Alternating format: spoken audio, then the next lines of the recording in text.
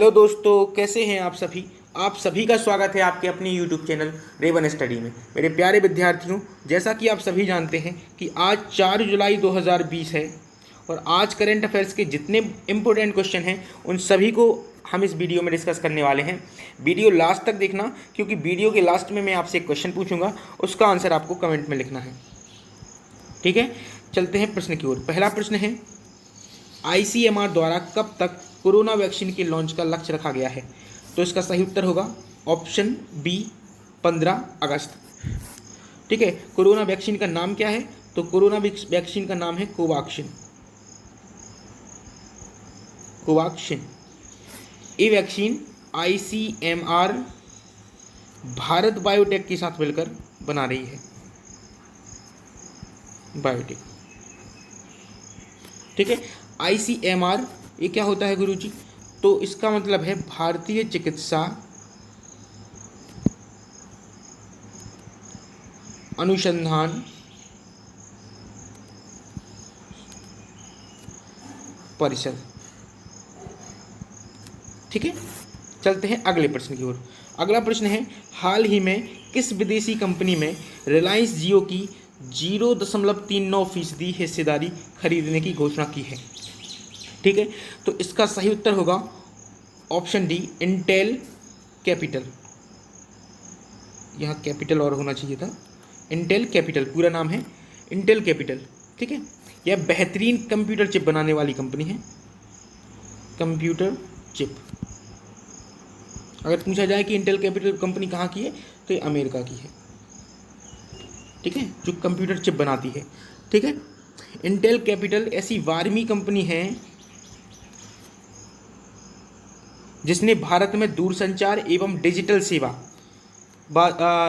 सेवा बाजार में तेजी से उभरी जियो प्लेटफॉर्म में हाल ही में निवेश किया है। ठीक है, वो कितने फीसदी हिस्सेदारी खरीदी है? 0.39%।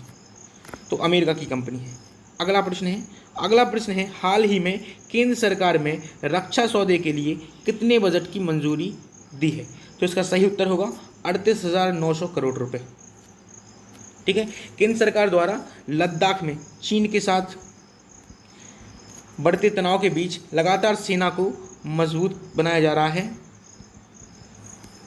ठीक है, 33 लड़ाकू विमान और बहुत सारे रक्षा उपकरण खरीदे जाएंगे। लड़ाकू विमान और रक्षा उपकरण खरीदे जाएंगे इन पैसों से। ठीक है, चलते हैं अगले प्रश्न की ओर। अगला प्रश्न है, हाल ही में किसे 2020 ग्रेट इमिग्रेंट्स ऑन रीच से सम्मानित किया गया है? तो इसका सही उत्तर होगा ऑप्शन सी, दोनों, क्योंकि सिद्धार्थ मुखर्जी और प्रोफेसर राज सेट्टी दोनों को ही ये पुरस्कार दिया गया है, इसलिए ऑप्शन सी आपका बिल्कुल सही होगा। ठीक है, 2020 ग्रेट इमिग्रेंट्स ऑन रीच के माध्यम से कार्नेगी कॉरपोरेशन ऐसे प्रवासियों के प्रतिष्ठित समूह को मान्यता देता है जो अमेरिकन सोसाइटी की प्रगति में उल्लेखनीय योगदान करते हैं। तो इन दोनों ने किया है, इसलिए इन दोनों को मिल रहा है। ठीक है, अब सिद्धार्थ मुखर्जी के बारे में थोड़ी सी जानकारी। सिद्धार्थ मुखर्जी को पुलित्जर पुरस्कार भी मिल चुका है। ठीक है, 2011 में। ठीक है, इन्होंने कैंसर के ऊपर एक पुस्तक लिखी थी जिसके लिए इनको पुलित्जर पुरस्कार दिया गया था। और 2014 में चिकित्सा के क्षेत्र में उत्कृष्ट योगदान के लिए पद्मश्री भी मिल चुका है। पद्मश्री भी मिल चुका है। ठीक है, और राज सेट्टी हाल ही में हार्वर्ड विश्वविद्यालय में अर्थशास्त्र के प्रोफेसर हैं। ठीक है, चलते हैं अगले प्रश्न की ओर। हाल ही में सरोज खान का निधन हुआ है, उनका संबंध निम्न में से किससे था? तो इसका सही उत्तर होगा ऑप्शन सी। ठीक है, सिनेमा से। ये डांस कोरियोग्राफर थी जिन्होंने बहुत बेहतरीन फिल्मों में कोरियोग्राफ किया है।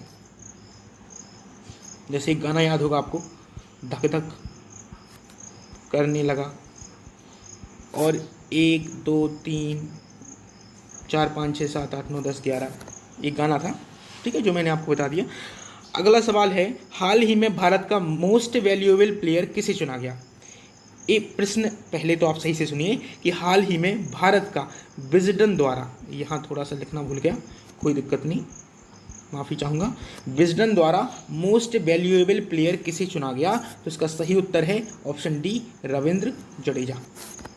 ठीक है, रविंद्र जडेजा को मोस्ट वैल्यूएबल प्लेयर चुना गया और यह 21वीं सदी का चुना गया, 21वीं सदी का चुना गया है। ठीक है, यह क्यों चुना गया है? तो गेंद और बल्ले, गेंद, बल्ला और फील्डिंग तीनों क्षेत्र में अहम योगदान के लिए इनको यह स्थान दिया गया है। विजडन द्वारा मोस्ट वैल्यूएबल प्लेयर 21वीं सदी का, तो इन्होंने गेंद, बल्ला और फील्डिंग से अच्छा काम किया है, तो इसके लिए इन्हें मोस्ट वैल्यूएबल प्लेयर चुना गया है। कौन है? रविंद्र जडेजा। चलते हैं अगले प्रश्न की ओर। अगला प्रश्न है, हाल ही में किस राज्य में ई ग्रंथालय का उद्घाटन किया गया है? तो इसका सही उत्तर है ऑप्शन ए, उत्तराखंड। ठीक है, अब ई ग्रंथालय क्या होता है? तो ई ग्रंथालय का मतलब है सरकारी विद्यालय और सरकारी कॉलेज, सरकारी विद्यालय, सरकारी कॉलेज, ठीक है, कि लाइब्रेरी की पुस्तकें एक ही जगह उपलब्ध होंगी, लाइब्रेरी की पुस्तकें। ठीक है मेरे प्यारे विद्यार्थियों, चलते हैं अगले प्रश्न की ओर। अगला प्रश्न है, निम्न में से किस राज्य ने बैद्यनाथ धाम देवघर श्रावणी मेला पर रोक लगाई है? इसका सही उत्तर होगा ऑप्शन बी, झारखंड। ठीक है, तो रोक क्यों लगा दी गई है? अब कोरोना काल में लोगों की स्वास्थ्य को किसी भी तरह से जोखिम में न डाला जाए, इसके लिए झारखंड सरकार ने बैद्यनाथ धाम देवघर श्रावणी मेला पर रोक लगा दी गई है। ठीक है, चलते हैं अगले प्रश्न की ओर। अगला प्रश्न है, हाल ही में किस बैंक ने ई किसान धन ऐप लॉन्च किया है? तो ऑप्शन बी, HDFC बैंक इसका सही उत्तर होगा। ठीक है, HDFC बैंक ने ई किसान धन ऐप लॉन्च किया है। इसके तहत किसानों को मंडी की कीमतों,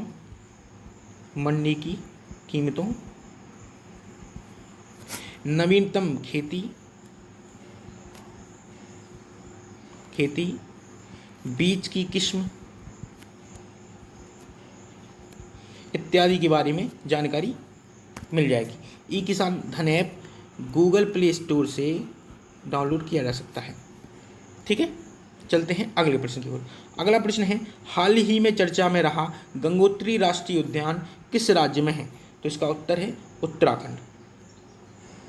ठीक है, यह 1989 में स्थापित किया गया था। यह उत्तराखंड के उत्तरकाशी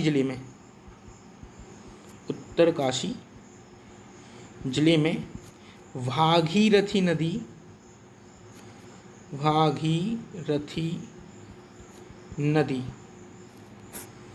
के ऊपरी जलग्रहण क्षेत्र में स्थित है। अभी चर्चा में क्यों रहा था? तो मैं आपको बता दूं कि इसके अंदर से, राष्ट्रीय उद्यान से सड़कों का निर्माण किया जा रहा है। इसके अंदर सड़कों का निर्माण किया जा रहा है, जिससे कि चीन सीमा के पास भारत तिब्बत सीमा पुलिस या ITBP के कर्मियों की आवाजाही को आसान बनाया जा सके। ठीक है, तो इसके लिए यह हाल ही में चर्चा में रहा था। चलते हैं अगले प्रश्न की ओर। अगला प्रश्न है कल का जवाब। जो कल मैंने आपसे क्वेश्चन पूछा था उसका उत्तर है, हाल ही में किस राज्य ने विशेष सुरक्षा बल के गठन का निर्णय लिया है? तो उसका सही उत्तर था उत्तर प्रदेश। ठीक है मेरे प्यारे विद्यार्थियों, अब है बारी आज के क्वेश्चन ऑफ द डे की, जो है टॉप 500 सुपर कंप्यूटर की श्रेणी में कौन सा देश पहले स्थान पर रहा? ऑप्शन है चीन, दक्षिण कोरिया, जापान, USA। जो भी उत्तर हो आप कमेंट बॉक्स में ज़रूर लिखें। अगर वीडियो पसंद आई है तो लाइक ज़रूर करें, शेयर करना ना भूलें।